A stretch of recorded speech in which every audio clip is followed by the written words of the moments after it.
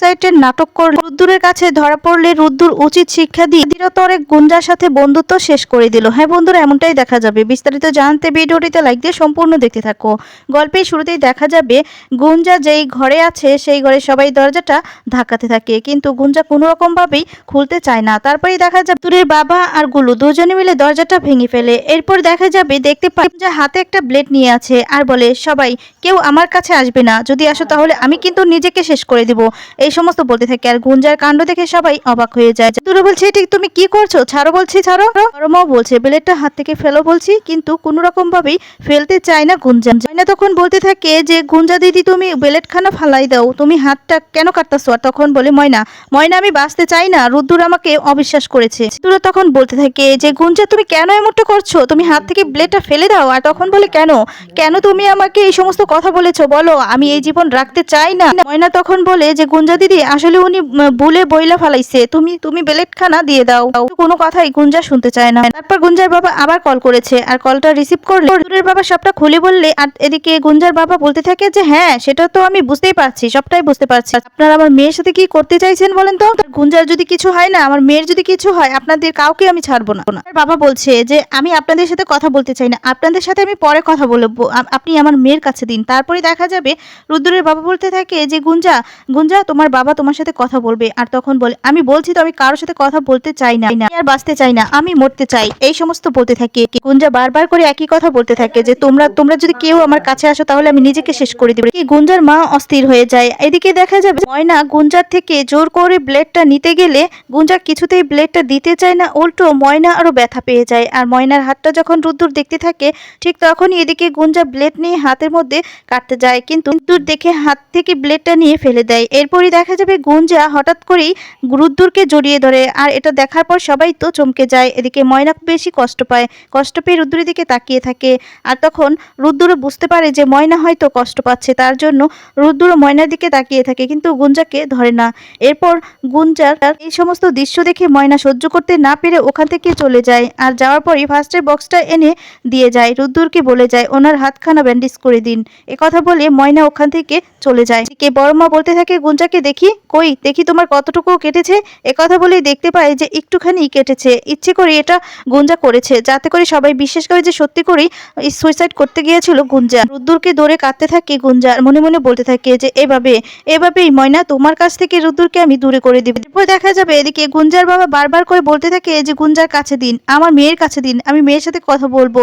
তারপর বলতে থাকে যে, আপনার মেয়ে তো কথা বলতে চাইছে না, আপনি আগে ব্যাপারটা শুনুন। তখন বলে, ব্যাপারটা আমি পরে শুনে নিব, আপনাদের মুখ থেকে আমি কোনো কিছুই শুনতে চাই না। আপনারা তো মিথ্যে বলতে পারেন, সত্যিটা নাও বলতে পারেন, আমার মেয়ে তো সত্যি বলবে, তাই আমি আমার মেয়ে যখন ফিরবে মেয়ের কাছ থেকে সমস্ত সত্যিটা জেনে নিব। গুঞ্জাকে রুদ্দুরের বাবা বলছে, গুঞ্জা নাও, তোমার বাবা কথা বলবে। এই বলে ফোনটা দিতে চাইলে তখন বলে, আঙ্কেল তুমি কথা বলে নাও, তুমি বলে নাও যে আমি পরে কথা বলে নিব বাবার সাথে।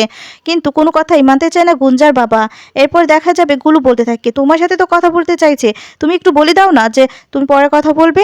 তারপরে দেখা যাবে গুঞ্জা হাতে ফোনটা নিয়ে বলতে থাকে, হ্যালো বাবা, সরি আমি তোমাদের সাথে এটা করার জন্য আসলে ভালো নেই, আমি পরে তোমার সাথে কথা বলে নিব, ঠিক আছে? এই বলে ফোনটা কেটে দেয়। এরপর রুদ্দুরের বাবাকে গুঞ্জার বাবা ফোন করে বলতে থাকে যে, কালকের মধ্যেই যেন আমার মেয়ে মানে গুঞ্জা বাড়িতে ফিরে আসে। আপনি নিয়ে গেছেন তো, আপনি আমার মেয়েকে সুন্দর করে বাড়িতে দিয়ে যাবেন, আর নয়তো আপনাদের হাল যে কি হবে সেটা খুব ভালো করে বুঝতে পারছেন। আর তখন রুদ্দুরের বাবা বলে, আচ্ছা ঠিক আছে, কালকের মধ্যেই আপনার মেয়েকে নিয়ে চলে যাব। এই বলে ফোনটা কেটে দেয়। রুদ্দুরের বাবা বলে, আচ্ছা রুদ্দুর ব্যান্ডেজটা করে দে। এই বলে সবাই চলে যায় ওখান থেকে, শুধু বড় মা থাকে।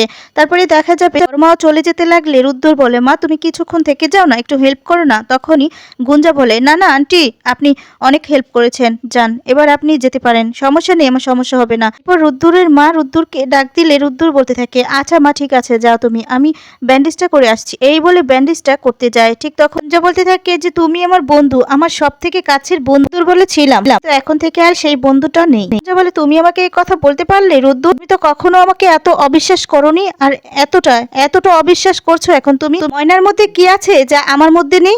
তখনই রুদ্দুর রেগে যায়, আর রেগে গিয়ে বলতে থাকে, শ্যাট আপ গুঞ্জা, ময়নার নাম তোমার মুখ থেকে আমি শুনতে চাই না। এই অভিনয় করে তোমার মা বাবাকে বোঝাতে পারো, আমার পরিবারের লোকজনকে টেনশনে ফেলাতে পারো, কিন্তু আমাকে নয়, আমাকে বোঝাতে পারবে না। আমি একজন ডক্টর, তাই আমি খুব ভালো করে বুঝতে পারি যে কোনটা ইচ্ছে করে করেছো আর কোনটা অনিচ্ছে করে করেছো। কারণ তোমার এই হাতের কাটাটা, এই হাতের কাঁটাটা দেখেই বোঝা যাচ্ছে যে তুমি এটা ইচ্ছে করে করেছো যাতে তোমার ক্ষতিও না হয় আর তোমার আসল উদ্দেশ্যটা সফল হয়। এই সমস্ত অভিনয় করে আমার কাছে কোনো লাভ নেই গুঞ্জা। আর তখন গুঞ্জা কোনো কথাই বলতে পারে না, চুপ করে বসে থাকে। রুদ্র বলে তুমি জাস্ট নাটক করছিলে তুমি, যাতে স্পষ্ট প্রমাণিত হয় যে তুমি একটা সত্যিকারেরই অপরাধী। আমার আর তোমার সম্পর্ক এখন এখানেই শেষ। কথা বলে রেগে চলে যেতে লাগে। তখন রুদ্র বলছে, ও তুমি বলেছিলে না যে রুদ্দুর ময়নার মধ্যে কি দেখেছে? হাতে যে ব্যান্ডেজটা দেখতে পাচ্ছ এটা ময়না দিয়ে গেছে, তোমার সামনে দিয়ে গেছে, তোমার সামনে বলে গেছে যে তোমার হাতে যেন আমি ব্যান্ডেজটা করে দেই। মধ্যে একটা মনসত্ব আছে, একটা বড় মন আছে, তোমার মধ্যে নেই। গুড নাইট গুঞ্জা, এই নাইট আর মর্নিং কোনোদিনও আর শুনতে পাবে না আমার মুখ থেকে। কথাটা শুনে আরো চমকে যায় গুঞ্জা। কি বলতে চাইছি আশা করি তুমি বুঝতে পেরেছো।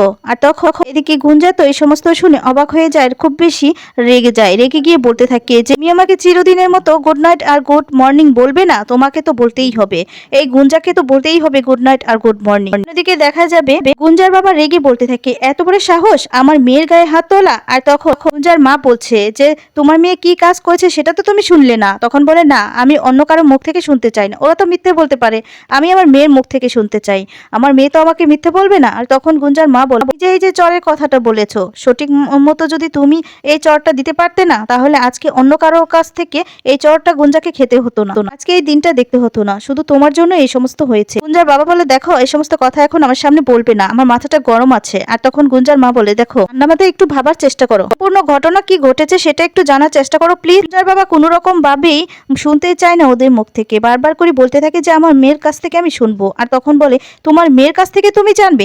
তোমার মেয়ে যে সত্যিটা তোমাকে বলবে সেটা তো আমি ভাবলে কি করে? আর তখন বলে, তুমি তো মা ওর, তুমি নিজের মেয়েকে বিশ্বাস করো না, অন্যজনের কথা বিশ্বাস করছো। গুঞ্জার মা বলে, আমি আমার মেয়ের মা, তাই আমি আমার মেয়ের ভালো চাই, তাই ভালো যেভাবেই হয় সে কথাই আমি বলছি। শুনো, যত সম্ভব যত তাড়াতাড়ি পারো মেয়ের বিয়ের ব্যবস্থা করো। তখন বলে, কি আশ্চর্য, এর মধ্যে মেয়ের বিয়ের কথা কোথা থেকে আসছে, এর মধ্যে সম্পর্ক কোথায়?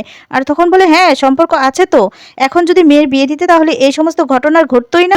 পই করে তোমাকে আমি এক কথা বলে যাচ্ছি, তুমি আমার কথা কোনো রকম ভাবে কানেই নিচ্ছ। আর বাবা বলে, কিন্তু গুঞ্জা রাজি না হলে? আর তখন বলে, রাজি করাবে তুমি, রাজি করাতে হবে তোমাকে। অন্যদিকে দেখা যাবে সবাই একসাথে দাঁড়িয়ে থাকে আর বসে থাকে। তারপরে দেখা যাবে গুঞ্জার সমস্ত কাণ্ড দেখে কিছুতেই সহ্য করতে পারে না ময়না। আর ময়না তখন সবার সামনে দাঁড়িয়ে বলতে থাকে যে বাবা যত তাড়াতাড়ি সম্ভব তুমি গাড়ি রেডি করো, বুঝতে পেরেছো? কালকের মধ্যেই আমরা কলকাতায় ফিরে যাবো। কথা শুনে অবাক হয়ে যায়। আর বড়মা তখন বলতে থাকে, তার মানে কি একটা ফয়সালা না হলেই তুই চলে যাবি? রাজার আমের একটা ফয়সালা হতে হবে না? আর তখন বলে যে বাবা তুমি এসপি সাহেবকে বলে দিবে যে আমার যখন প্রয়োজন হবে, যদি কোনো দরকার পড়ে আমি তো সমস্ত কিছু বলেই যাব, তারপর যদি কোনো সমস্যা হয় প্রয়োজন পড়ে তাহলে আমাকে বলবে, বুঝতে পেরেছো? প্রয়োজনে নয় আসবো। তারপরে দেখা যায় রুদ্দুর কথা শুনে বলতে থাকে যে মানে কি, মানে তুমি কলকাতা কি এখানে ভেবেছো ময়না?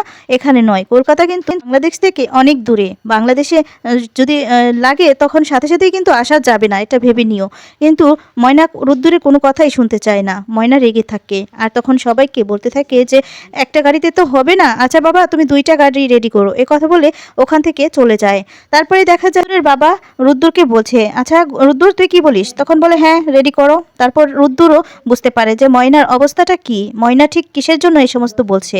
তারপর ময়নার কাছে চলে যায়। এদিকে গুঞ্জাও আর একটা প্ল্যান করতে থাকে। আর মেজুমা তখন খুশি হয়ে যায় বাংলাদেশ থেকে কলকাতায় যাবে বলে। বন্ধুরা আজকের পর্বটি কেমন লেগেছে কমেন্টস করে জানিয়ে দাও। ধন্যবাদ।